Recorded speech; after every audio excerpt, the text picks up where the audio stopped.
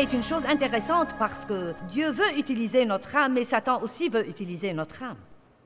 Dieu veut parler par votre bouche, mais le diable aussi veut parler par votre bouche. Dieu veut penser par votre pensée, mais le diable aussi veut penser par votre pensée.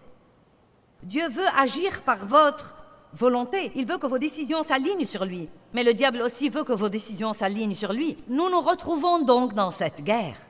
Nous avons parfois l'impression que nous sommes tiraillés entre deux directions opposées, mais cela devient de plus en plus facile. Chaque fois que vous prenez une décision pour Dieu, la prochaine fois que vous prenez une décision pour Dieu, ça devient un peu plus facile que la dernière fois. Et chaque décision que vous prenez pour Dieu multiplie l'effet de la façon dont ça va vous affecter la prochaine fois parce que vous voyez les avantages. Et maintenant, après 33 ans d'être une étudiante sérieuse de la parole et une enseignante de la parole de Dieu, et réellement Dieu étant le centre de ma vie, ce n'est pas si difficile pour moi maintenant d'obéir à Dieu, même dans les choses difficiles. Mais c'était un cauchemar auparavant. Vous m'avez déjà entendu raconter mes histoires comme celle de remettre mon chariot à sa place? Il m'a fallu 2 ans. 2 ans pour arriver au point d'obéir à Dieu toutes les fois. Et quand j'allais à l'épicerie, c'était à l'époque où j'avais commencé. Je donnais une étude de Bible à la maison. J'avais mes enfants.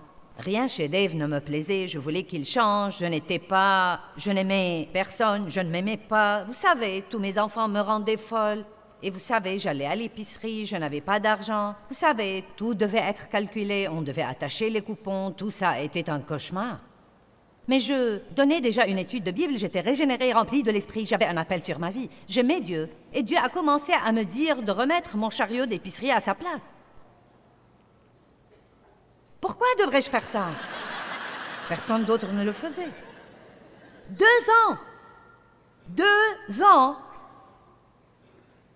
Où Dieu m'a martelé avec ça, avant que je ne le remette s'il pleuvait, et le remette s'il neigeait, et le remette si j'étais pressée.